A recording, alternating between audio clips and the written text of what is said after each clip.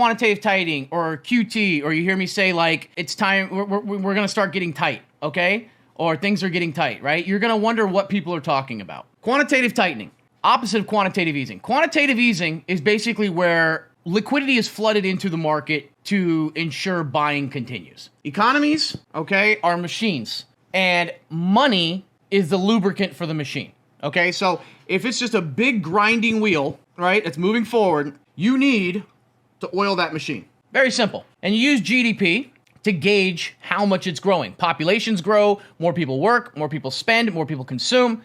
The cycle continues. Economies grow. Tight, lubricant, where is this going? Just chill for a second, okay? What happens in this case is everything grinded to a halt. COVID came. So let's say that this is I don't know, let's call it a drill. It's a big drill, and we're drilling a hole. Okay, we're digging for gold, whatever you want to call it. Well, all of a sudden, COVID happens, and it's bedrock. And the drill just stops. Well, we got to keep it going. We got to keep the machine going. And in this case, we got to throw a little bit of extra fuel and a little extra lubricant on it, to get it going through that to bust through, all right? Let me just try this without the visuals, because you guys are all fucking perverts, okay? You fucking 14-year-olds. All right, let's just get back to what I was saying, okay? Came to a grinding halt. So the Fed said, all right, we got to make sure there's money out there. We need people to keep spending. We need people to have money, and we need people to get through, because if people stop spending, then people stop working, because, you know, companies aren't making any money, so they can't continue to hire or hold jobs. They can't hold inventory, so they lay people off, and now you've got more people who aren't spending, who are also not producing, meaning that GDP starts going backwards, right? You're not producing, there's no growth there, okay? So the Fed said, all right, here's what we're going to do. We're going to add liquidity. We're going to add fake money into the market in the short term. So what we're going to do is we're going to do two things. Number one, we are going to lower interest rates. We're going to make interest rates go from 2.5% to 0%, which means the cost of borrowing money is so cheap that now people can borrow money without having to worry about paying interest on it. Makes it more attractive. People hire, people buy houses, people buy cars, people buy shit. Because, you know, hey, listen, if I can finance a house for 2.5% for 30 years rather than 5%, that's going to save me $160,000 in the life of my loan. Fuck yeah, this is the time for me to buy now. And that drove housing prices up. But it kept buying going. It kept real estate agents employed. It kept lawn care people, contractors, plumbers, electricians. It kept, builders. It kept imports and exports for materials. It kept, it keeps everybody going, right? So you've got that going on. Then they said, also, we need to make sure that not only are banks getting money cheap and we're doing repos and everything like that, but we also need to lend money to the U.S. government. Well, when the U.S. government needs money, they have to put up an IOU.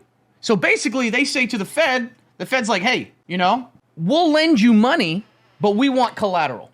So we're going to take up your treasuries, your mortgage-backed securities. This is from the government and from other banks, right? Because they're not just going to give them money. They'll loan them money, but they also want to have some IOUs. So they take this. So the Fed's balance sheet was $6 trillion, which is a lot of fucking money. But by the end of COVID, they added another $3 trillion to their balance sheet. Well, they can't sustain that.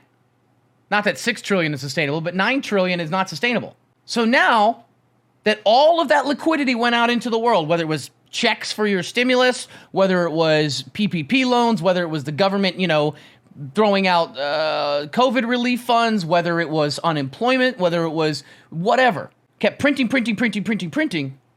Now all of a sudden, there's too much liquidity out there. Why do you think the stock market went absolutely insane? Everybody had money. Everybody had free money, cheap money, and they were pumping it. So equities went absolutely insane. Plus, there was nowhere else to put your money. Housing prices went out of the roof. You couldn't afford to buy a house. Bonds were shit. Gold didn't move. Bitcoin went for a while, but then it died. There is no alternative. So everybody threw their money in equities. And as long as we were having this liquidity and this money flowing into the market, people just kept buying and buying and buying. But then we started realizing that it's going to have to stop. Then inflation started going. And I'm not going to go through, you can watch my YouTube videos on what's going on with all that, so I don't repeat myself again. But long story short, the Fed's like, oh shit, it's no longer transitory, it's getting out of hand. But GDP is also slowing down. So if we cut rates, we're going to hurt GDP. But if we don't cut rates, inflation's going to get 20%. So we got to do something. So at this point, a recession's better than stagflation. All right? All that's been going on. So now we have quantitative tightening. What is quantitative tightening? So that's quantitative easing. Easing by putting more money more fuel into the system. more lubricant on the gears. But now it's runaway. Now it's a runaway vehicle, and we got to stop it. So we got to somehow catch up to it, and we got to drain that motherfucker, okay? So now they're doing quantitative tightening. And they are going to, remember that $3 trillion that they added? They got to clear that. They got to get rid of that. So what are they going to do? They're going to let that shit fall right off of their balance sheet.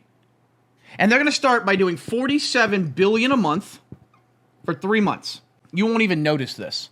But then they're going to up it to $95 billion a month for the next 2.5 years. Now that could go higher or lower. Originally they were going to do $120 billion a month. That's a lot of liquidity disappearing. But they got to do this. They waited too long. They've already fucked up by waiting too long. But Stocky, okay, so liquidity's disappearing, but that's just from them. Other people still have money, right? Well, remember, some of these banks and some of these people that have the IOUs have to buy that shit back. Some of it falls off, but some of it auctioned off, but some of it has to be bought back. So that's less liquidity for the banks and the large firms and large money to go in and still pump equities. But more importantly, this is what we call shadow rates. When rates go up or down, it affects the cost to borrow money. The cheaper rates are, the more money flows. The more higher rates are, the less it is. It's a way of contracting and expanding purchasing power and growth in the economy. But the balance sheet is shadow rates. Adding to it lowers the rate, the real rate, not the rate that you see, but the real rate. Subtracting from it raises the rate. Why?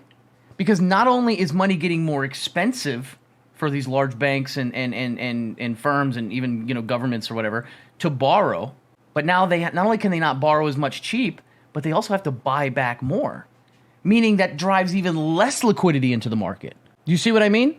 So even if rates are at, let's say they raise rates all the way up to 3%, but they clear off $3 trillion, the real rate could be at 4.5%. The difference of this is that once they clear the balance sheet, that extra part falls off, and then you're left with the federal funds rate, which they can tinker with. Now, I already see you guys in chat going, well, technically, actually, Stocky, well, guys, I'm TLDRing it for people who don't know what I'm talking about, okay?